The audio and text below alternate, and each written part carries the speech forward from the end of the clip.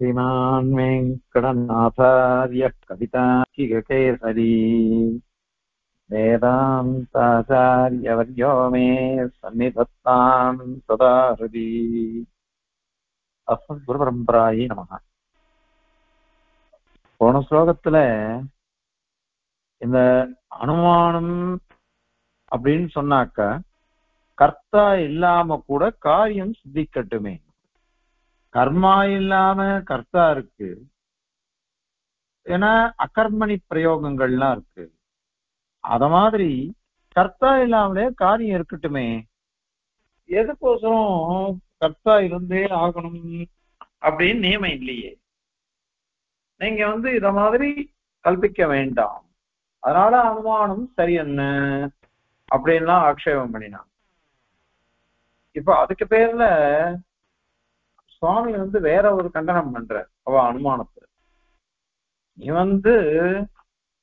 சத்தியங்குராதிகம் சகர்த்துருகம் காரியத்வா கடவத்து அப்படின்னு தானே சொன்னேன். இத மாதிரி பூமி பிரபஞ்சம் முதலானவைகள்லாம் கர்த்தாவை உடையது. ஏன்னாக்கா அது காரியமா இருக்குது, கடத்த மாதிரி அப்படின்ட்டு ஏற்கனவே நிறைய வாட்டி இதை பார்த்துட்டோம்.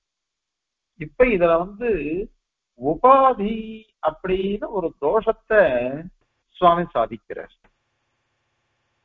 உபாதி அப்படின்னு சொல்ற நம்ம ஏற்கனவே ஒண்ணு பார்த்திருக்கோம். இங்க சுவாமி சபக்ஷம் அப்படின்னு பிரயோகம் பண்ற. அதாவது பக்ஷம், சபக்ஷம், விபக்ஷம் அப்படின்னுட்டு மூணு உண்டு. பக்ஷம் அப்படின்னாக்கா சந்திக்த சாத்தியவான் சபக்ஷா அப்படின்னு பக்ஷகான்னு சொல்ற.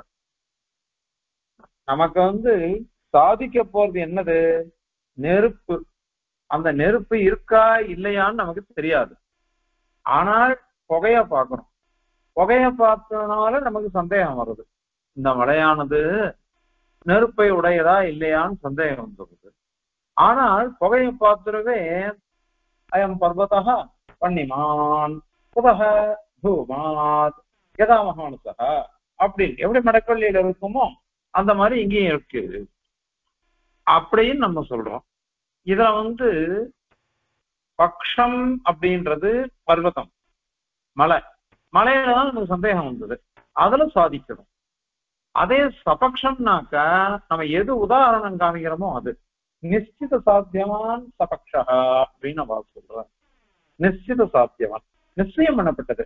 ஏதாவது மகாநசத்துல நெருப்பு இருக்கவே தான் புகை வருது அப்படின்னு தெரியுது மடப்பள்ளியில.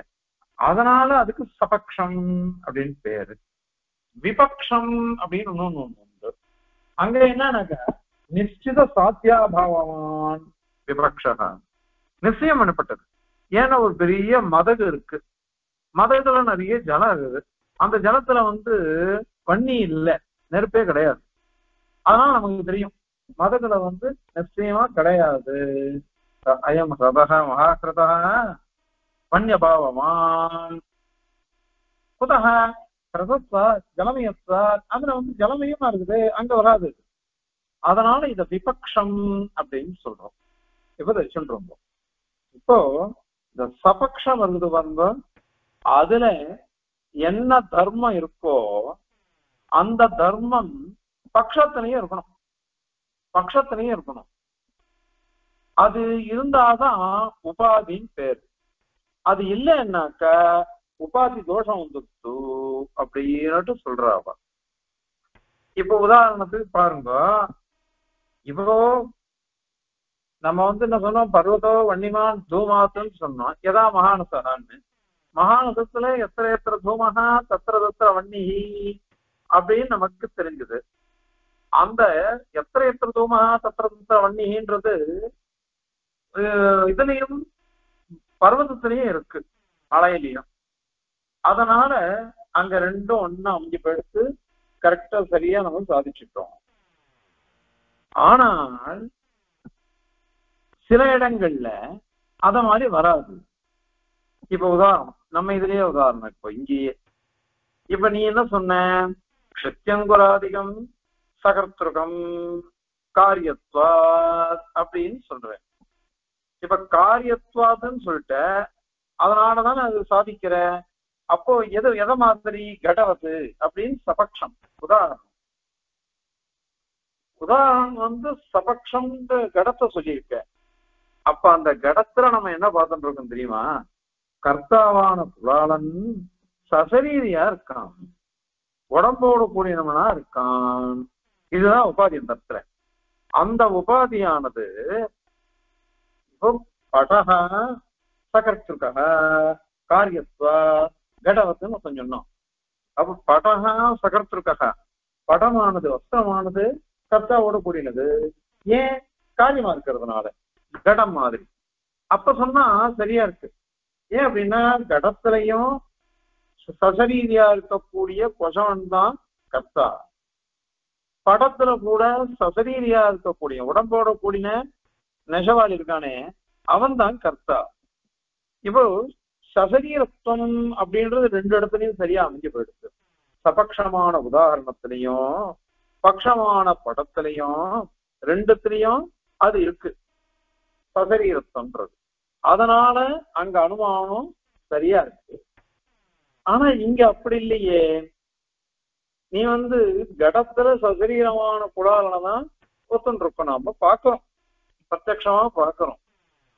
ஆனா இங்க ஈஸ்வரனுக்கு க்ஷித்யங்குராதிகம் இந்த பூமி பிரபஞ்சம் முதலானவைகள்லாம் சகர்த்துவன்னு சொன்னாக்கா அங்க சசரீரத்துவம் கிடையாது. நீயே ஒத்துக்கலை, ஈஸ்வரனுக்கு சரீரம் கிடையாது அப்படின்னு நீயே சொல்ற.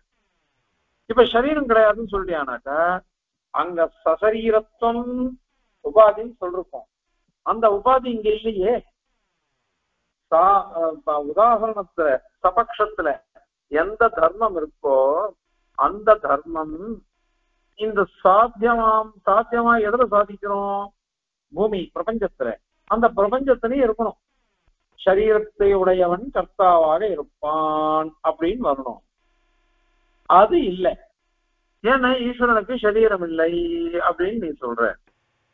இப்ப சரீரம் இல்லைன்னு நீ சொல்லிட்டியானாக்க அந்த உபாதியானது அடிபட்டு போறதே. அதனால அது பெரிய தோஷம். அது பெரிய தோஷம். அதனால இந்த பெரிய தோஷம் வர்றதுனால இந்த அனுமானமே சரியில்லை. அனுமானமே சரியில்லை. இந்த அனுமானமே சரியில்லைன்னாக்கா ஈஸ்வரன் எப்படி சித்திப்பான்னு நீ சொல்ற? இதான் சரியில்லைன்னு சொல்லிட்டோமே. ஏன்னா உபாதி ஏன்னா நீ தான் சொல்லிருக்க. உபாதின்றது பெரிய தோஷம். அந்த உபாதி இருந்தால்தான் ரெண்டு இடத்துலையும் சேர்ந்து இருக்கணும். அது தேவை. அந்த உபாதியானது இல்லை.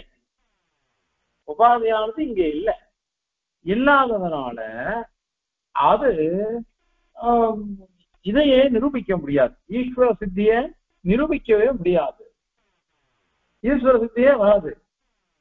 ஈஸ்வர சித்தியே வராதுன்னு சொல்லிட்டேனாக்கா அப்போ இந்த அனுமானத்தினால என்ன பிரயோஜனம்? இந்த அனுமானத்தினால என்ன பிரயோஜனம் இருக்குன்னு நீ சொல்லு.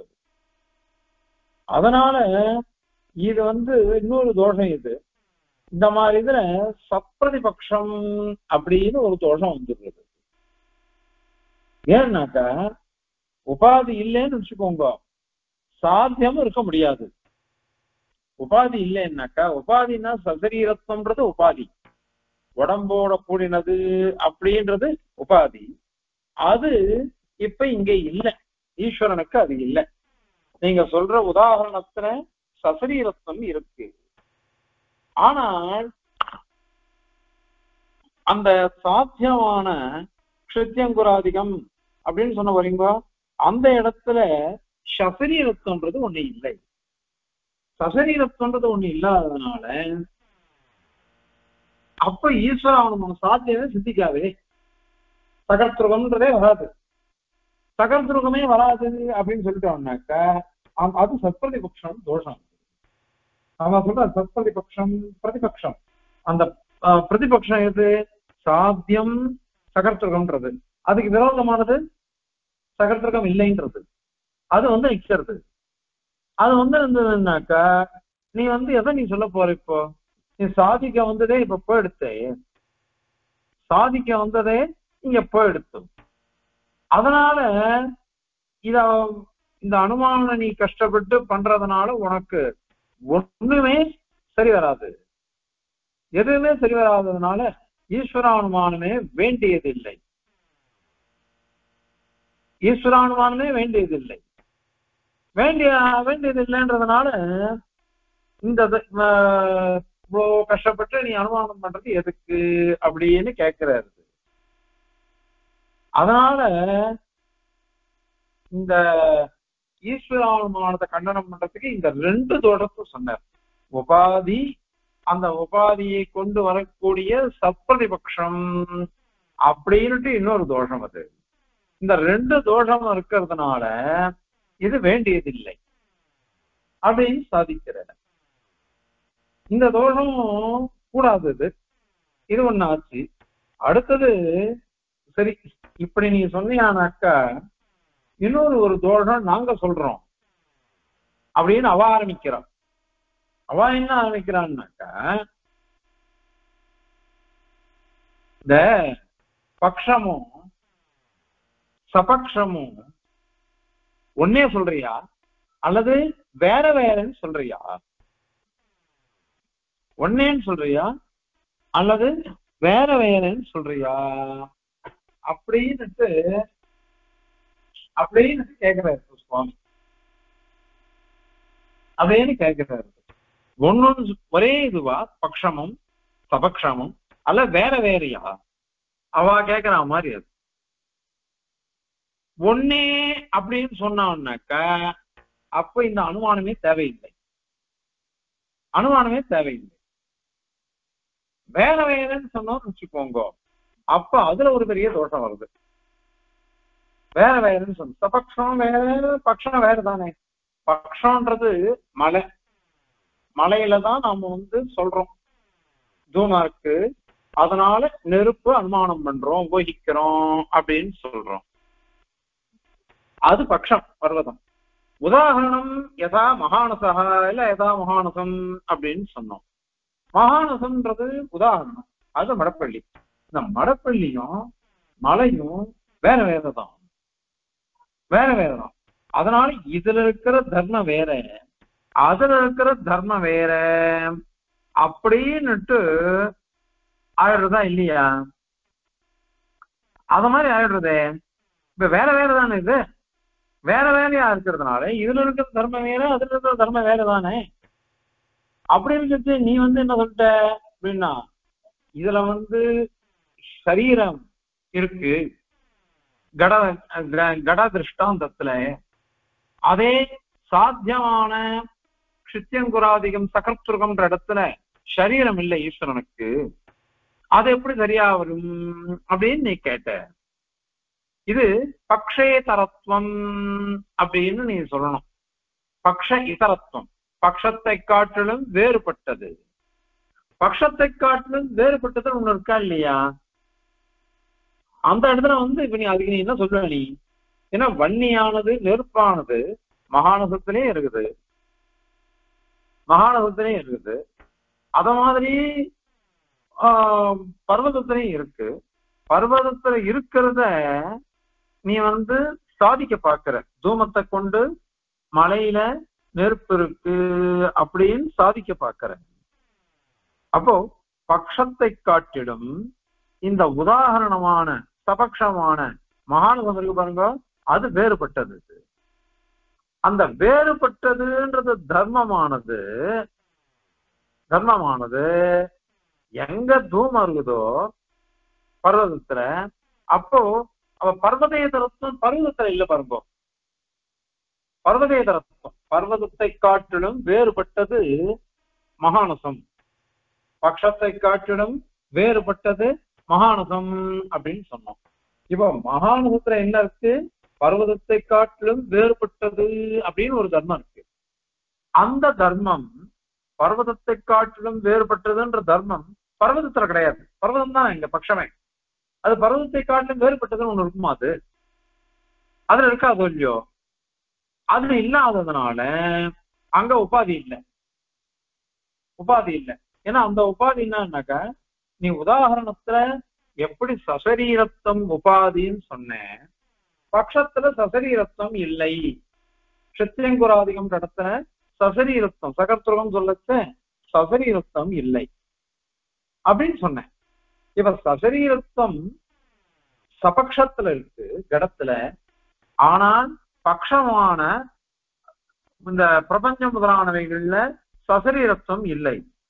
ஏன்னா ஈஸ்வரனுக்கு சரீரம் இல்லை அப்படின்னு சொன்னேன். அதனால அது தோஷம், அதனால அனுமானமே சரியில்லை, ஈஸ்வரன் சித்திக்க மாட்டான்னு. இப்ப அவ என்ன நம்மளை பார்த்து கேக்குறா, இப்ப பக்ஷமும் சபக்ஷமும் வேற வேறதான். அந்த வேற வேற சொல்லச்ச பக்ஷம்ன்றது மலை, சபக்ஷம்ங்கிறது மகானுசம். மகானுசத்துல என்ன இருக்கு, பர்வதேதரத்துவம், பர்வதத்தை காட்டிலும் வேறுபட்டது மகானுசம் அப்படின்னு ஒரு தர்மம் இருக்கு. அந்த தர்மமானது இந்த பர்வதத்துல கிடையாது. ஏன்னா பர்வதம் தானே அது, மலையை காட்டிலும் வேறுபட்டதுன்றது மலையில வராது, மலை தானே அது. மலையை காட்டிலும் வேறுபட்டது இல்லை, அது மலையே அது, அதனால அது வராது. அங்க வேறுபட்ட மலையை காட்டிலும் வேறுபட்டது அப்படின்ற ஒரு தர்மம் உபாதி, அது மலையில இல்லையோ இல்லையோ, அதனால இங்க உபாதி வந்துருக்கு. உபாதி வந்துருவே பர்வதோ வன்னிமான் தூமாத் அப்படின்ற இடத்துல அனுமானமே சித்திக்காது. அதனால பர்வதத்துல நெருப்பு இருக்கு அப்படின்னு எப்படி சாதிக்க முடியும்? அதை சாதிக்கவே முடியாது. ஏன்னா அது இல்லவே இல்லையே, அந்த உபாதி இல்லையோ இல்லையோ. உபாதி இல்லாததுனால அது வரவே வராதே. அதனால இந்த அனுமானமே தவறானது, ஆகவே அனுமானமே பண்ண முடியாது. ஆக இத நீ எப்படி சொல்ற? இப்ப நீ என்ன பார்த்து நீ சொன்ன சசரீரத்துவம் உபாதி கடத்துல அது க்ஷித்யங்குராதிகள்ல இல்ல அப்படின்னு நீ சொன்ன. இப்ப பிரபஞ்சத்துல இல்ல அப்படின்னு சொல்லிட்டு அனுமானம் சரியில்லைன்னாக்கா, இப்ப பருதோமணிமான் தூமாதுன்ற இடத்துல எல்லாரும் சொல்றோம் இந்த அனுமானம் சரியான அனுமானம். அதை வச்சுட்டுதான் நியாயசாஸ்திரத்துல அனுமான பிரமாணத்துல அத்தனை கிரந்தங்கள் எவ்வளவு கஷ்டப்பட்டு எழுதியிருக்கா, எல்லாம் இது பண்றா. இப்ப அது கூட தான் வரும், அங்கேயும் தோஷம் வந்துடும். ஏன்னா இந்த பர்வதேதரத்துவம் அப்படிங்கிறது மகானசமான சபக்ஷத்துல இருக்கு. உதாரணத்துல அது பர்வதத்துல வராது, பர்வதத்தை காட்டிலும் வேறுபட்டது அப்படின்றது வராது. அது வராததுனால இத அந்த உபாதி இல்லைன்றதுனால அனுமானமே தோஷகிரஸ்தம். தோஷகிரஸ்தமா போயிடுவே. அந்த இடத்துல அனுமானம் சரியில்லாததுனால வன்னியை எப்படி ஊகிக்க முடியும்? நெருப்பு இருக்குது பர்வதத்துல ஊகிக்கவே முடியாது. அதனால நீங்க எவ்வளவு தூரம் சமப்பட்டாலும் எந்த அனுமானமும் சித்திக்காது. எந்த அனுமானமும் சித்திக்காது. அப்படி சித்திக்காதுன்னு சொல்லிட்டோம்னாக்கா அப்ப அனுமான பிரமாணமே வியர்த்தமா போயிடுமே. அதனால எல்லா தர்மத்தையும் வச்சுட்டு பார்க்க கூடாது. எந்த தர்மம் தேவையோ அந்த தர்மத்தை வச்சுட்டுதான் பார்க்கணும். அதனால சசரீரத்தம் இருக்கு, சசரீரத்தம் இல்லை, அதனால உபாதி, அதனால அனுமானம்ன்றது தவறு.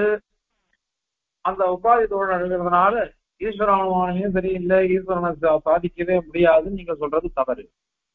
நீங்க அப்படி சொன்னீங்கன்னாக்கா இந்த அனுமானமும் தோஷமா போயிடும். ஒவ்வொரு அனுமானத்திலையும் அதனால நாங்க தோஷம் சொல்லுவோம். ஒவ்வொரு அனுமானத்திலையும் தோஷம் சொன்னோம்னாக்கா அப்ப அனுமான பிரமாணமே சித்திக்காம போயிடுமே. அதனால அதுக்கு நீ என்ன சொல்லுவ அப்படின்னு அவ கேட்கிறாரு. அதற்கு பதில் சுவாமி என்ன சாதிக்கிற, இந்த மாதிரி அதிப்பிரசங்கம் சொல்லக்கூடாது, அது வராது. ஏன் அப்படின்னாக்கா பக்ஷம் சபக்ஷம் விபக்ஷம் அப்படின்னு இருக்கு. இதுக்கு லட்சணம் சொல்லிட்டோம். சந்திக்த சாத்தியவான் சபக்ஷா, நிச்சித சாத்தியவான் சந்திக்த சாத்தியவான் பக்ஷா, நிச்சித சாத்தியவான் சபக்ஷா, நிச்சித சாத்தியாபாவவான் விபக்ஷா அப்படின்னு சொல்லிட்டோம். எங்க சாத்தியமானது சந்தேகமா இருக்கோ அது பக்ஷம், ஏன்னா நமக்கு தெரியாது மலையில நெருப்பு இருக்கா இல்லையான்னு தெரியாது. அது நேரம் பார்க்கல, அது புகைய வச்சுன்னு நாம ஊகிக்க போறோம். அதனால சந்திக்க சாத்தியமா. அதே மகாநசத்துல மடப்பள்ளியில நெருப்பு இருக்கு, ஏன்னா தூமா இருக்குது. எத்திர மகாநசத்திர வன்னிகை நாங்க நேரம் பார்க்கணும். அதனால அந்த இடத்துல நமக்கு நிச்சயமா இருக்கு. அதனால நிச்சித சாத்தியமான் சபக்ஷா, நிச்சித சாத்தியாபாவமான் விபக்ஷா. விபக்ஷன்னா அங்க எதுவுமே இருக்காது, சாத்தியமே இருக்காது. மகாஹரதத்துல போய் எப்படி இருக்கும்? மகாஹரதம்னாக்க மதகு பேர், ஒரே ஜலம் நிறைஞ்சு இருக்கக்கூடிய இதுல போய் நெருப்பு இருக்குன்னு ஒருத்தான் அனுமானம் பண்றான். அனுமானம் பண்ணானாக்கா அது கிடையாது, வராது. ஏன்னா அங்க நிச்சயமா தெரியும் நெருப்பு இருக்காது அப்படின்னு நமக்கு தெரியும். அதனால அது வராது. அது அதனால இந்த உபாதின்றது எங்க தெரியுமா சொல்லணும்? பக்ஷேதர பின்னமா இருக்கணும். பக்ஷேதர பின்னமான விசேஷணத்துல நாங்க சொல்றோம். பக்ஷேதர பின்னமா இருக்கணும். பட்சத்தை காட்டிலும் வேறுபட்ட மீதி இடங்கள்லாம் தான் அதை சொல்லணும். அந்த வேறானது நீ இதர பின்னத்துவம் அப்படின்னு சொன்ன பாரு. இதர பின்னத்துவம் அப்படின்னாக்கா பர்வதத்தை காட்டிலும் வேறுபட்டது அப்படின்ற தர்மத்தை நீ சொன்ன. அது எப்படின்னாக்கா இதர பின்னம்னு சொல்லணும். இதர பின்னம்னா பட்சத்தை காட்டிலும் வேறுபட்டதை. பட்சம் இது பர்வதம், அந்த பர்வதத்தை விட்டுருங்க, பர்வதத்தை விட்டுடணும், அதை சேர்க்கக்கூடாது. ஏன் அப்படின்னாக்கா அந்த பர்வதத்தால நம்ம சாதிக்க போறோம், அதுலதான சந்தேகம் வந்திருக்குது. சந்தேகம் வந்திருக்கிறதுனால அது அடிமரத்துல கையை வைக்கக்கூடாது. அங்கதான் நமக்கு சந்தேகம் வந்திருக்குது. எங்க சந்தேகம் வந்திருக்குதோ அங்க நாம சாதிக்க போறோம். அப்படி சாதிக்க போறதுனால அந்த இடத்துல இத மாதிரி பக்ஷேதரத்துவம், பட்சத்தை காட்டிலும் வேறுபட்டது, பர்வதத்தை காட்டிலும் வேறுபட்டதுன்னு ஒரு தர்மம், அந்த தர்மமானது இதுல இருக்கு சபக்ஷத்துல உபாதி. அதை கொண்டு இங்க இல்லையே, அதனால அனுமானமே வராது அப்படின்னு நீ கேக்குற. அதுவே தவறு. அதனால நாங்க என்ன சொல்றோம், பக்ஷேதர பின்னத்துவம்னு ஒரு பதப்பிரயோகம் பண்ணிக்கோங்க. அந்த மாதிரி வச்சுக்கணும். அது சசரீரத்துவம் வராது. சசரி இந்த வேறுபட்டதுன்றது ஒரு தர்மத்தை வச்சுதான் நீங்க ஆட்சேபம் பண்ணீங்க. இப்போ இங்க வேறுபட்டது கிடையாது, சசரீரத்துவம் அசரீரத்துவம்ன்றது. ஏன்னா சசரீரத்துவம்ன்றது கர்த்தாவுக்கு இருக்குன்னு லோகத்துல பார்க்கிறோம். எப்படி கிஞ்சித்ஞன் அப்படின்னு பார்த்தோமோ அந்த மாதிரி சர்வஜன் பார்க்கல. அந்த மாதிரி எப்படி சசரீரத்துவம் பார்த்துட்டு இருக்கோமோ அந்த மாதிரி அசரீரத்துவம் நாம பார்க்கல. அசரீரியா ஒரு கர்த்தா இல்லை லோகத்துல, எங்கேயுமே அசரீரியா ஒரு கர்த்தாவே கிடையாது. பகவானைய பத்தி நம்ம என்ன சொல்றோம், அது மனப்பறிப்போடு அழுக்குமான சாதியில் தான் திறந்து தனக்கு வேண்டு கொண்டு தான் தான சீற்றத்தனை முடிக்கும் தான் சொல்றோம். தனக்கு வேண்டு உருக்கொண்டு அந்த திறமையை எடுத்துட்டுதான் பெருமாள் வரையாது. அதனால நமக்கு சசரீரத்துவம்ன்றதுதான் நம்ம சித்தாந்தமா இருக்கு. பகவானுக்கு அது உண்டு, அல்லது அவன் சங்கல்பத்தினாலேயும் பண்ணக்கூடியவன். அகில ஜென்ம சேம பங்காதி லீலே அப்படின்னு இருக்கு. அந்த லீலா அந்த சப்தத்துக்கு அர்த்தம் சொல்லும் பொழுது உத்தமர் சுவாமி சாதிக்கிறார், அனாயாச வியாபாரோ லீலா அப்படின்னு சாதிச்சுட்டார். அனாயாச வியாபாரம் நமக்கு மகாயாசத்தினால கூட பண்ண முடியாது. ஆனா சர்வேஸ்வரனும் அனாயாசமா சங்கல்ப மாத்திரத்தினால பண்ணிடுவான். அது பிரமாண சித்தம், ஸ்ருதி பிரமாண சித்தம். அதனால எங்க கிட்ட நீங்க அந்த ஆக்ஷேபம் பண்ணவே முடியாது. ஆனா உங்க பட்சத்துல அந்த தோஷம் இருக்கு. ஆக பட்சம், சபக்ஷம், விபக்ஷம் அப்படின்னுட்டு இந்த 3 விஷயங்கள் அதுக்கு லட்சணம் சொல்லியிருப்போம். அந்த லட்சணம் இருக்கிறதுனால அதை கொண்டுதான் அனுமானமே பிரவர்த்திக்கிறது. அப்படி பிரவர்த்திக்கிறதுனால நீ பட்சத்தை காட்டிலும் வேறுபட்டதுன்ற தர்மம் சபக்ஷத்துல இருக்குது, அது பட்சத்துல இல்ல.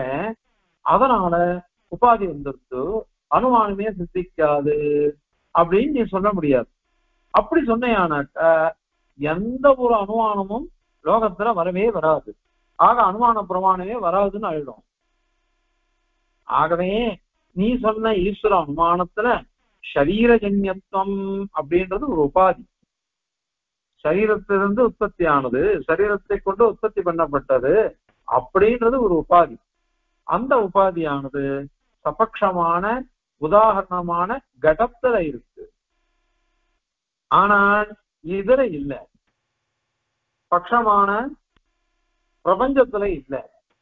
இல்லாததுனால ஈஸ்வரனே சித்திக்க மாட்டான். உபாதி தோஷம். உபாதி தோஷமா போயிட்டதுனால இந்த அனுமானமே தோஷமா இருக்கு. அதனால அனுமானம் சரியில்லை அப்படின்னு சொல்லிச்சார். சரி, லோகத்துல நான் நிக்கிறேன், அதோ இன்னொருத்தன் எதிர நிக்கிறான்.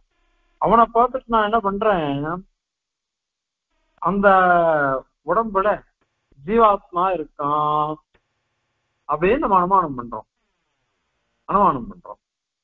அவன் என்ன இப்ப ஆட்சேபிக்கிறா, அது வராது, அதுவும் கஷ்டம்தான் அப்படின்னாக்கா அது ஒண்ணு எப்படி உன்னால எது பண்ண முடியும்? அது ஏதாவது உதாரணம் சொல்லணும் ஒன்றியோ, அது எப்படி சொல்வேன்? சரி இன்று போட்டுமே, என்ன தோஷம்?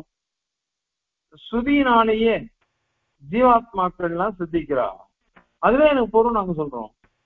அப்படி கிடையாது. நம்ம எப்படி அனுமானம் பண்றோம்னா, எதிர இருக்கிறவனுடைய பிரவൃத்தி நிவர்த்தி அதை கொண்டுதான் நாம அனுமானம் பண்றோம். அவனுடைய செயல் அல்லது செயல்ல இருந்து திரும்பிடுறான், பண்றதில்லை. அதை கொண்டுதான் அவன் வேற ஒரு ஆத்மா, அந்த உடம்புல ஆத்மா இருக்கு, இந்த உடம்புல நான் இருக்கேன், எப்படி என் உடம்புல நான் இருந்துட்டு நான் செயல்கள் எல்லாம் பிரவர்த்திக்கிறோனோ அந்த மாதிரி அந்த உடம்புல அவன் இவன் பிரவர்த்திக்கிறான் அப்படின்னு நாம பண்றோம். அங்க உதாரணம் என்ன? நம்முடைய உதாரணம், நாம தான் உதாரணமே. இங்க இன்னைக்கு ஆத்மா சர்வபூதான எப்பத்துக்கு லபஸ்வரி, எவனொருவன் தன்னை மாதிரியே இன்னொருத்தரை பார்க்கறானோ அவன் தான் பார்க்கறான் ஒழுங்கா அப்படின்றது அந்த அர்த்தம் வேற. ஆனால் நம்மள மாதிரியே இன்னொருத்தரை பார்க்கணும்,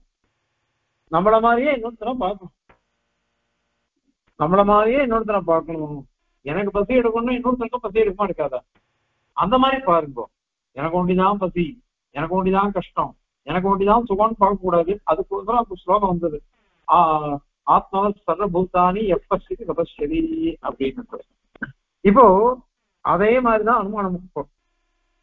எனக்கு எப்படி பிரவൃத்தி இருக்கோ அந்த மாதிரிதான் அவனுக்கும் பிரவೃத்தி இருக்குது அப்படின்னு என்ன உதாரணமா வச்சுட்டுதான் நான் இன்னொருத்தரை பத்தி சொல்லணும், அனுமானம் பண்ணணும்.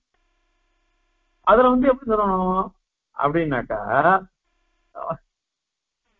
ஒருத்தன் மூஞ்ச பாக்குறேன், பார்த்தா அவனுடைய முகத்துல பிரசாதம் இருக்கு, அதாவது கருணை இருக்கு.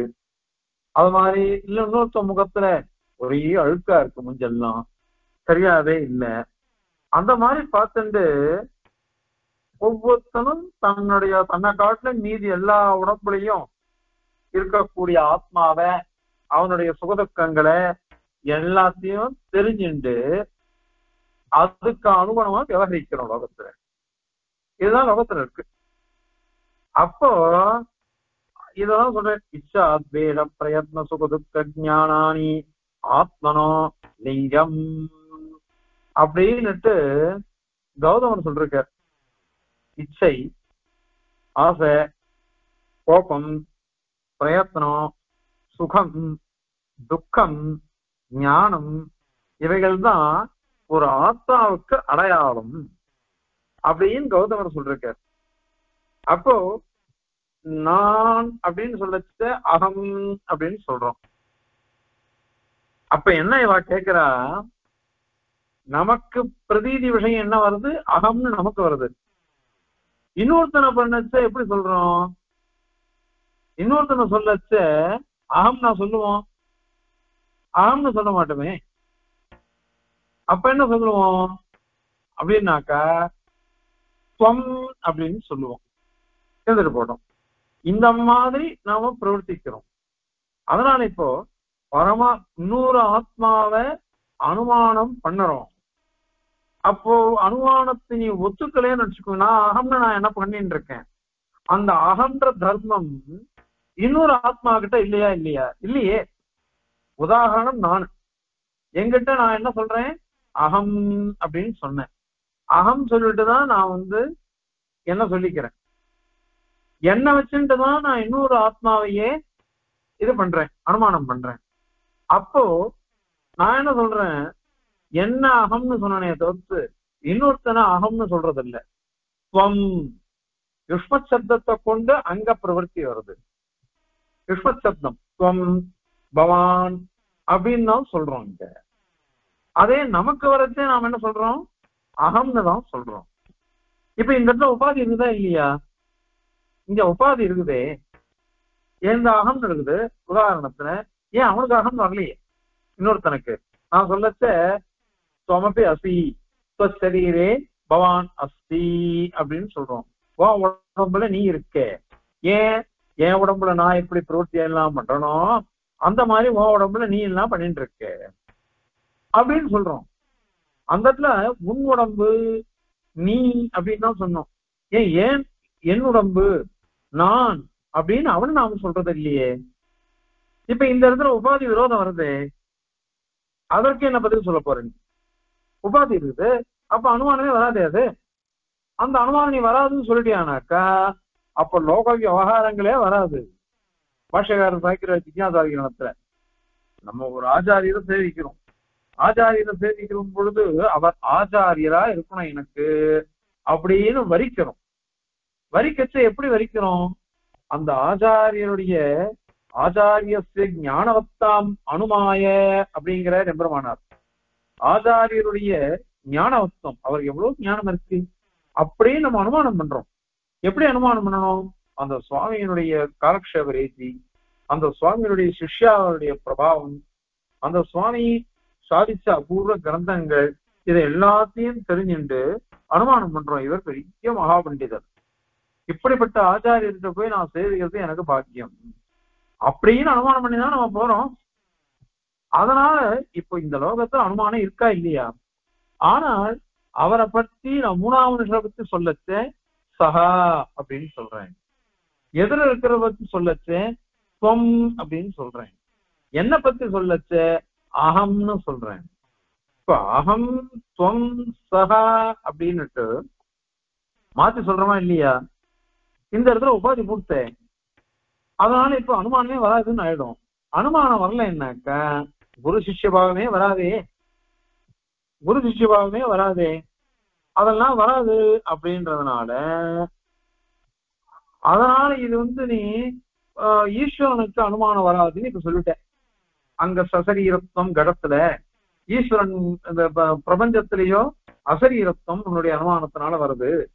அதனால சசரீரத்துவம் அசரீரத்துவம் உபாதி சேரல, அதனால அனுமானம் துஷ்டம், ஆக அதை நாங்க அங்கீகரிக்க மாட்டோம் அப்படின்னு நீ சொன்ன. இப்ப அதுவே இப்ப தப்பா போயிடுச்சு. அதனால லோக விவகாரமே போயிடும். ஏன்னா பரானுமானம் பொறுத்தியான அனுமானம் பண்றோம் இன்னொரு ஆத்மாவை. அப்ப இந்த தோஷம் வருதே. அதனால இந்த தோஷத்துக்கு நீ சமாதானம் சொல்லணும்.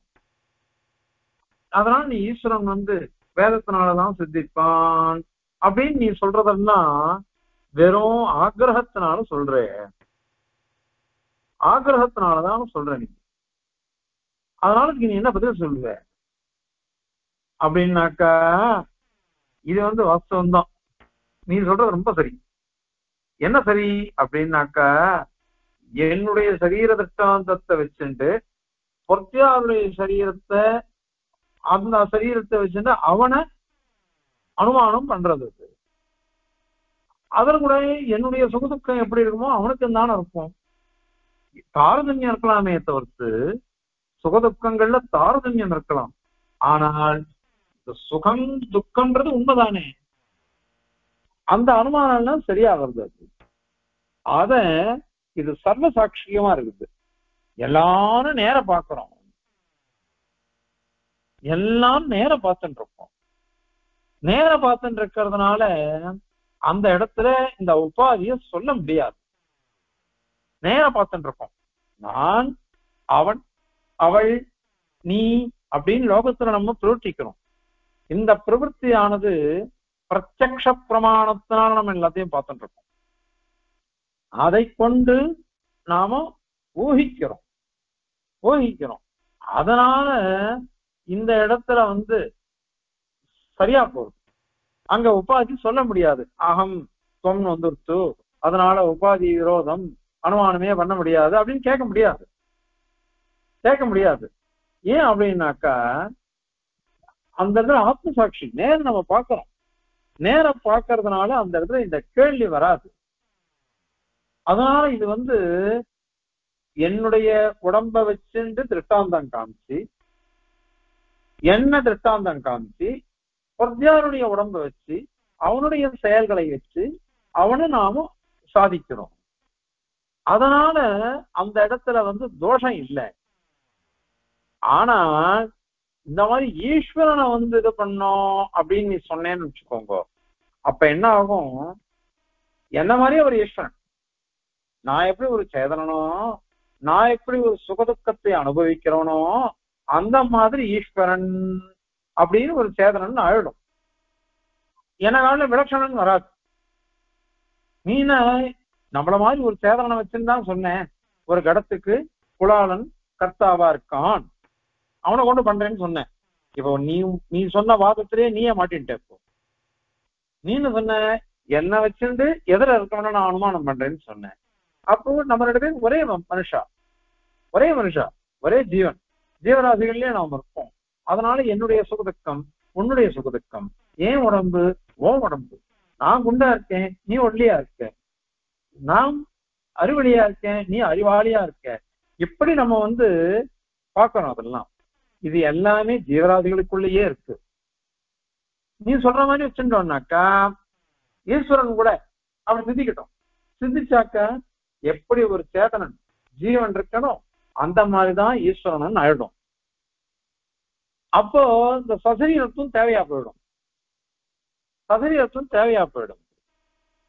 அது இல்லை. ஆனால் வசுதாக நாங்க ஏன் இவ்வளவு தூரம் சொல்றோம் தெரியுமா அப்படின்னாக்கா, ஈஸ்வரன் அலௌகிகன், லௌகிகன் இல்லை, அதீந்திரியன், இந்திரியத்துக்கெல்லாம் அப்பாற்பட்டவன். அவன் லோகத்தில் இருக்கிற வஸ்துக்களை காட்டிலும் அப்பாற்பட்டவன். அதனால அவனுடையது வேற, நம்முடையது வேற. அதை புரிஞ்சுப்போ. அதனால இந்த மாதிரி நீ அனுமானம் பண்றது தவறடி. சரி, நீ இப்ப என்ன சொன்ன, என்ன காட்டிலும் விலட்சணமானவன் அப்படின்னா என்ன சொல்ற போற நீ? அவன் சேதனனே இல்லைன்றியா, இல்ல ஜடன்றியா, இல்ல வேற யாராவது பெரியவனா அவன் அப்படின்னா எப்படி நீ சொல்ற? நீ ஜீவ வைலட்சண்யம் அவனுக்கு இருக்கு அப்படின்னாக்கா வாஸ்தவம் தான். அவன் அவனே சொல்றான் ஏகஜாதியத்துவன்றது இல்லை, ஏகஜாதியத்துவம் கிடையாது. நான் வேற பகவான் வேறதான், நம்ம ரெண்டு பேரும் ஒரே ஜாதி, அது ஒத்துக்கிறோம். நாம எல்லாரும் ஒரே ஜாதி ஜீவராசிகள், நாம எல்லாம் கர்ம விஷயாள், நாம எல்லாம் கஷ்டப்படுறவா இல்ல சுகப்படுறவா இப்படி ஏதோ மாத்தி மாத்தி வந்துட்டு இருக்கோம் சம்சாரிகளாக. ஆனால் எம்பெருமானுக்கு அப்படி இல்லையே. அவன் விலட்சணமானும் தானே, அவனுக்கு சேதனத்துவம் இருக்கு. ஆனால் அந்த சேதனத்துவம் இருந்தா கூட எப்பேற்பட்ட சேதனத்துவம் அப்படின்னாக்கா சர்வஜனான சேதனன் அவன். அது கூட எப்படி அப்படின்னாக்கா ஸ்ருதியை கொண்டு நாங்க சொல்றோம். நாங்க கல்பிக்கல பண்ண மாதிரி, கல்பிக்கவே இல்லை. பிரமாணம் சொல்ற மம சாதர்மியமாகத்தாக அப்படின்லாம் சொல்ற. அதெல்லாம் என்ன அர்த்தம் அப்படின்னாக்கா, இவன் உபாசித்தான்னாக்கா என்ன மாதிரி சேருவான்னு சொல்றாரு, அவ்வளவுதான். அதனால சர்வ விலட்சணன்றதுல சரியான வார்த்தை அது. அந்த சர்வ விலட்சணம் நீ கூட ஒத்துண்டுதான் ஆகணும். ஆனா அனுமானத்தினால நீ சாதிக்க பாக்குற. அப்படி சாதிக்க பார்த்த என்னாக்கா அது விரோதமா தான் உனக்கு முடியும். அது விரோதமாகத்தான் முடியும். விரோதமாக முடியுதுன்றதுனால உன்னால சாதிக்கவே முடியாது. சாதிக்க முடியாததுனால இந்த ஈஸ்வர அனுமானம் எதுக்கு? ஈஸ்வரனை அனுமானத்தினால சாதிக்கிறோம் அப்படின்னா அது தவறு வருது. என்ன தவறுன்னு ஏற்கனவே சொன்னோம். எத்தனையோ தூஷணங்கள் சொல்லிட்டு இருக்காரு சுவாமி. அதுல இப்போ உபாதி தூஷணம், உபாதி ரூபமாகிற தூஷணம் இருக்கு. அதனால சப்ரதிபக்ஷம்ன்றது ஒரு தூஷணம் வந்துருக்கு. அந்த தூஷணம் வந்துருவே, எதையும் ஒன்னால சாதிக்கவே முடியாது, சாதிக்கவே முடியாது. ஆகையினால ஈஸ்வரன்றவன் அனுமானத்தினால சித்திக்கவே மாட்டான். அத சர்வாத்மனா தள்ளணும் அப்படிங்கிறத இந்த ஸ்லோகத்தினால சாதிக்கிறார். இப்போ ஸ்லோகத்தை சேவிச்சு தாத்பரியத்தையும் சேவிக்கலாம். தர்மோ யாவத் சபக்ஷானுகத உபதிஹி இத்யப்யுபேதஸ்த்வயாபி தியாகே தஸ்யாத்ர தத்வத் சிதிலத நியமாஹ வாபினோபாதயஸ்யுஹ தாத்ருக் தர்மாத்யயாச்ச பிரகரண சமதா ஸ்யான்ன சாதி பிரசங்கः பக்ஷாதி ஸ்தித்யபாதாத் நிருபதிகதயா ஸ்யாத்பராத்மானுமாது அப்படின்னு சாதிக்கிறார் சுவாமி. இப்ப பாருங்க,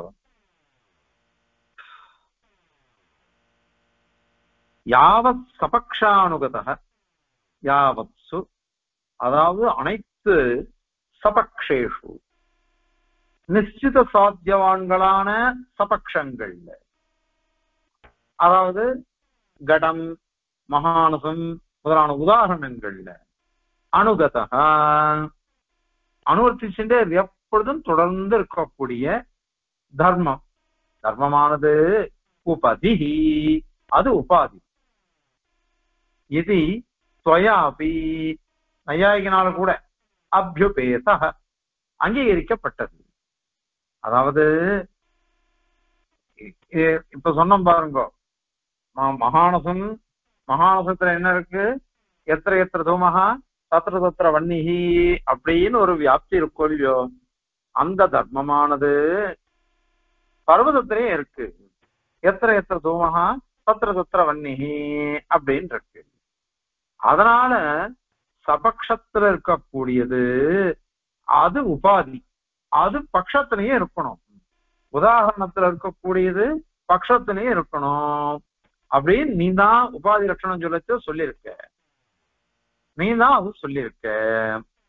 இப்ப சரீரஜன்யத்துவம் சகர்த்திருகம் அப்படின்னு சொன்னாக்கா சரீரஜன்யத்துவம் தான் உபாதி. சசரீரமா இருக்கிறவங்கிட்ட தான் காரியம்ன்றது உற்பத்தி ஆகும் அப்படின்னுட்டு நீ ஒத்துன்னு இருக்கணும். நீ சொன்ன பிரகாரம் சித்திக்கிறது. தஸ்ய அஸ்திரத்யாகே, இந்த அனுமானத்துல ஈஸ்வர அனுமானத்துல க்ஷித்யங்குராதிகம் சகர்த்திருகம் காரியத்துவ கடவத்துன்னு சொல்லி ஈஸ்வரனை நீ சாதிக்கிற சமயத்துல அப்போ சகர்த்திருகத்துவம் இருக்கு, சசரீரத்துவம் இல்லை, சரீரஜன்யத்துவம் இல்லை அப்படின்னு சொன்னாக்கா, அப்போ அந்த கடத்துல குலாளன் சகர்த்திருகனாதான் சசரீரையா தானே இருக்கான். சசரீரியா இருக்கிறதுனால இங்கேயும் இல்லைன்னு ஆயிடும், க்ஷித்யங்குராதிகள்ல இல்லைன்னு ஆயிடும். அதனால இந்த உபாதியானது தோஷம், உபாதியானது பெரிய தோஷம். அது அந்த தோஷம் வந்துருவே, அத ஒன்னால தவிர்க்க முடியாது.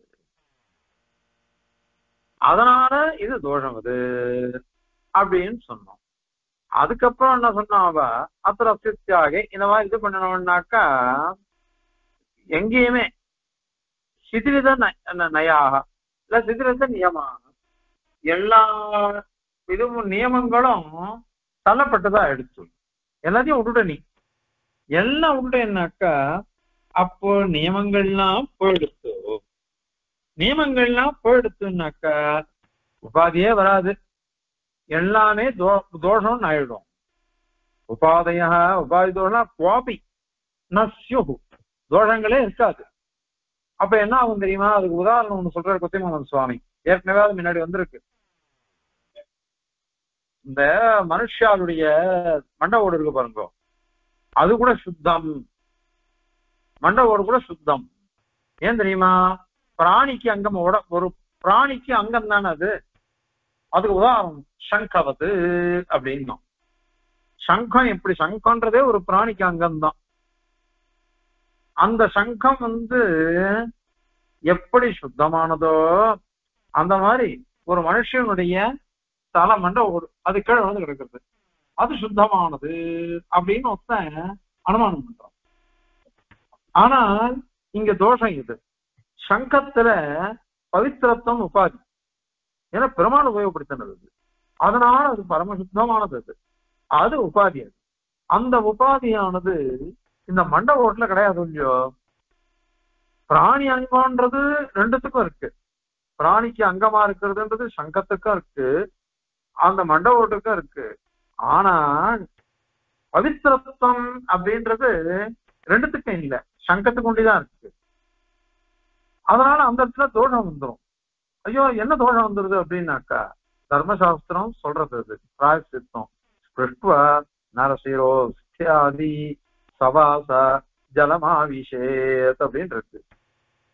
மொத்தம் நம்ம மனுஷாருடைய இந்த மண்டவோடு அது மாதிரி எலும்பு அதெல்லாம் தொட்டுட்டான்னு வச்சுக்கோங்க. தெரிஞ்சு தொட்டான்னா தெரியாம தொட்டா என்ன, எப்படியா இருந்தாலும் சரி தொட்டுட்டான்னாக்க வஸ்திரம் அந்த உச்சிண்ட வஸ்திரத்தோடைய ஜலத்துல பிரவேசிச்சுங்க தீர்த்தம் பண்றதுக்கு அப்படின்றது அது. அதனால விகிதத்துவம் உபாதி, இந்த மாதிரி பிராயசித்த விகிதம் இது, அதனால உபாதி, அதனால தோஷம் வந்துடும். அதனால நீ சொல்ற பிரகாரம் பார்த்தேன்னாக்கா உபாதியே வேண்டாம், அதனால எல்லாமே தோஷமா போயிடும் அப்படின்னு ஆயிடுமே. அதனால நீ சொல்ற கூடாது, இந்த விஷயத்த நீ சொல்லவே கூடாது. அதுக்கப்புறம் அதனால என்ன ஆகுதுன்னாக்க, இங்கேயும் எங்க இந்த அனுமானத்துல நீ சொல்ற ஈஸ்வர அனுமானத்திலையும் தாத்ருக் தர்ம அத்தியாது, தாத்ருக்கு சரீரஜன்யத்துவம் அப்படிங்கிற ஒரு தர்மம், அதுக்கு அந்த தர்மஸ்ய அத்தியாது அது இல்ல. சரீரஜன்யத்துவன்றது கிருத்தியங்குராதிகள்ல இல்ல. அது ஏன்னா நீ தான் ஒத்துருக்க ஈஸ்வரன் அசரீரி அப்படின்னு ஒத்துருக்க. அதனால பிரகரண சமதாத்த ஏதுவுக்கு சப்பிரதிபக்ஷத்துவ தோஷம் வந்துடும். சப்பிரதிபக்ஷம் ஒரு பெரிய தோஷம் வந்துடும். அது அந்த தோஷம் ஏற்கனவே சொன்னாது. இத மாதிரி சொன்னோம்னாக்கா சப்பிரதிபக்ஷம்ன்றது வரும். அது ஏன் அப்படின்னாக்கா, எதை நீ சாதிக்க வந்தையோ அந்த சாதிக்கிறதே விட்டு போயிடுத்து, இப்போ அதுவே போயிடுத்து. அதனால இந்த பெரிய தோஷம் வருது அது அப்படின்னு சொன்னாரு. அதன் பேர்ல இன்னொன்னு அவா சொன்னா, அது இல்ல அப்ப சொன்ன பாருங்க, பக்ஷம் சபக்ஷம், பக்ஷத்தை காட்டிலும் வேறுபட்டது சபக்ஷம் அப்படின்னு ஒரு தர்மம் இருக்கு சபக்ஷத்துல. உதாரணத்துல மகானசம் உதாரணம், மகானசங்கிற உதாரணத்துல பர்வதேதரத்துவம், மலையை காட்டிலும் வேறுபட்டது அப்படின்ற ஒரு தர்மம் அதுல இருக்கு. இதுல மகானசத்துல அந்த மலையை காட்டிலும் வேறுபட்டதுன்ற தர்மமானது பர்வதத்துல இல்ல. ஏன்னா பர்வதம் தானே அது, பர்வதத்தை காட்டிலும் வேறுபட்டது பர்வதம் இல்லையே. அதனால இப்போ உபாதி அங்க வந்துருக்கு. உபாதி இதுல ஒண்ணுத்துல இருக்குது, இன்னொன்னுத்துல இல்ல. அதனால இப்ப இந்த வன்னி அனுமானம் இருக்கு பாருங்க, நெருப்பை ஊகிக்கிறது அனுமானம் பண்றதுன்றது அதுவே தோஷமா போயிடுச்சு. அதனால அனுமான பிரயோகம் எங்கேயுமே வரலன்னு ஆயிடுவேன் அப்படின்னா வாஸ்தவம் தான், நீ சொல்றது சரி, எங்கேயுமே அனுமானம் வராது நீ இப்படி சொன்னியானாக்கா. அதனால பக்ஷம் சபக்ஷம் விபக்ஷம்ன்றது ஒரு இது பண்ணி வச்சிருக்கோம், நிர்ணயம் பண்ணி வச்சிருக்கோம். அதனால அந்த இடத்துல உபாதிங்கிற தோஷத்தை நீ சொல்லவே முடியாது. ஏன்னா நீ தான் அந்த சாஸ்திரத்தை அதை பண்ணி வச்சிருக்க, அதை கொண்டுதான் எல்லா சாஸ்திரகாராலும் எழுதுறா. அதனால நச்ச நைவ பவதி, அந்த மாதிரி தோஷம் வராது. ஏன்னா பக்ஷாதி ஸ்தித்யபாதாத், பக்ஷம் சபக்ஷம் விபக்ஷங்கள்லாம் இருக்கு பாருங்க, அதுக்கெல்லாம் ஒரு லட்சணம் சொல்லிருக்கோம், அசங்கீர்ணமான லட்சணம். அசங்கீர்ணம்னா என்ன அர்த்தம், இதனுடைய லட்சணம் அதுக்கு வராது, அதனுடைய லட்சணம் இதுக்கு வராது அப்படின்னுட்டு நாம் சொல்லி வச்சிருக்கோம் லட்சணங்கள்னா. அந்த கிரமத்துல பார்த்தோம்னாக்க இந்த தோஷமே வராது. ஏன்னா பக்ஷம் பக்ஷம் தான், சபக்ஷம் சபக்ஷம் தான். ஆனால் இந்த சரீர ஜன்யத்துவன்றது பாருங்க, அந்த விஷயம் மாத்திரம் நேர பார்க்கணும். அது நேர பிரத்யட்சமா பார்த்துட்டு இருக்கோம். ஒரு தர்மசாஸ்திரத்தை ஒண்ணு சூக்ஷமா ஒண்ணு நம்ம பாஷ்யக்காரர் சாதிக்கிறார். என்ன அப்படின்னாக்கா, வேதம் நமக்கு சர்வாத்மனா பிரமாணம். அந்த வேதமே கூட பிரத்யக்ஷ பிரமாணத்துக்கு விரோதமா இருந்ததுன்னு வச்சுக்கோங்க. அப்போ அந்த வேதத்தை கூட கவனமா தான் அடிச்சுக்கணும். பிரத்யக்ஷ பிரமாணத்துக்கு விரோதமா இருந்ததுன்னாக்கா வேதம், அந்த வேதத்தை தள்ளிடுன்ற, அதுக்கு கவனமா தான் அர்த்தம் பண்ணியிருக்கா. மீமாம்சகாலும் அப்படிதான் பண்றக்கா, நம்ம வேதாந்திகளும் அப்படிதான் பண்றக்கா. அதனால ஒரு பிரத்யக்ஷமா சரீரஜன்யத்துவன்றது இருக்குது கடத்துல. அது கிருத்தியன் குராதிகள் நீ சாதிக்கிற அதுல இருக்கணும். அது அது இல்லையே, அதனால தோஷம் அப்படின்னு சாதிச்சேருது. அதனால அதிப்பிரசங்கா, அதிப்பிரசங்கம் வராது. ஏன்னா பக்ஷாதி ஸ்தித்யபாதாத், பக்ஷம் சபக்ஷம் விபக்ஷம்ன்றது அதனுடைய ஸ்திதி இருக்கு பாருங்க லட்சணத்தினால, அது அபாதிதமா இருக்குது. அதனால அந்த இது வராது. ஆனா ஈஸ்வர அனுமானத்துல அந்த தோஷம் கண்டிப்பா வரும். சரி, நாங்க திருப்பி கேட்கிறோம், இன்னொருத்தன் உடம்புல இன்னொருத்தனை நம்ம அனுமானம் பண்றோம். அப்படி பண்ற சமயத்துல அகம்னு என்ன நான் சொல்லிக்கிறேன், அவனை நான் தொம் அப்படின்னு சொல்றேன், நேர பார்த்து அவங்ககிட்ட பேசிச்சேன். அதே இன்னொருத்தனை பத்தி சொல்லிச்ச சகான்னு சொல்றேன். இப்ப அகம் தொம் சகான்றது மூணு மாறி மாறி இருக்கா இல்லையா? இப்ப அகம் தானே எல்லாத்துலயும் வரணும். அப்ப உபாதி அங்க அடிபட்டு போயிடுத்தே, அப்ப அந்த உபாதி இல்லைன்றதுனால நீ அதுக்கு என்ன சொல்லுவ அப்படின்னு ஒரு கேள்வி கேட்டா அவா. அதற்கு பதில் சொல்றாரு சுவாமி, அது வாஸ்தவம்தான். ஆனால் மொத்த உடம்புல அவனை நம்ம சாதிக்கிறோன்றது என்ன தெரியுமா? பிரத்யக்ஷமா நம்ம சொல்றோம், பிரத்யக்ஷமா நேரம் பார்த்துட்டு இருக்கோம். ஆனால் ஈஸ்வர விஷயம்ன்றது அதீந்திரிய விஷயம், அலௌகிக விஷயம். அது அதனால அது வராது. அது சொல்ற பராத்மானுமாத்து,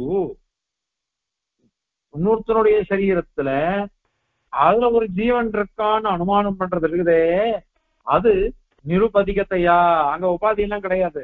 ஸ்பஷ்டமா நேரம் பாக்குறோம், அவனுடைய செயல்கள் எல்லாம் நேர பார்த்துதான் நாம இத மாதிரி சொல்றோம். அதனால அங்க உபாதி எல்லாம் இல்ல. அதனால நிருபதிகத்தையா உபாதி இல்லாமலே கூட அது சித்திச்சிரும், ஏன்னா நேரம் பாக்குறோம். ஆனால் இந்த எம்பெருமானம் சாதிக்கிறதுன்றது அனுமானம், ஈஸ்வர அனுமானம், அது மாத்திரம் அலௌகிகமா போயிடுச்சு.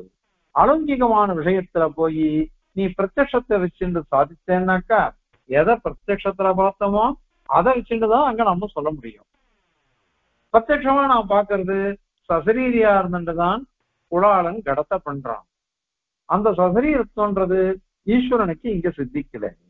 அப்படி சித்திக்காததுனால எப்படி ஈஸ்வரன் இருக்கான்னு நாங்க சாதிக்க முடியும் அனுமானத்தினால. அதனால இந்த அனுமானமே விருத்தமானது, அதனால அதை ஏற்றுக்கொள்ள முடியாதது அப்படின்றத இந்த ஸ்லோகத்தினால சாதிச்சு முடிச்சாரு சுவாமி. உபாதியை கொண்டு தூஷிச்சு அவளுடைய பட்சமே சித்திக்காது, அவ சொல்ற ஈஸ்வரானுமானமே சரி என்ன அப்படின்னு சாதிக்கிறார். இப்போ ஸ்லோகத்தை சேவிக்கலாம்.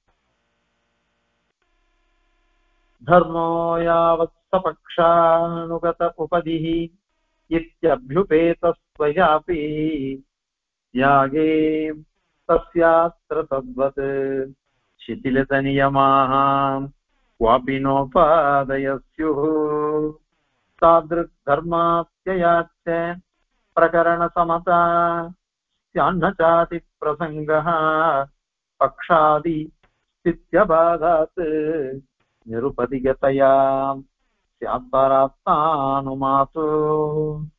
கவிதார்க்கிகசிம்ஹாய கல்யாண குணசாலினே ஸ்ரீமதே வெங்கடேஷாய வேதாந்த குரவே நமः. அஸ்மத் குரு பரம்பராயே நமः. அடியேன்.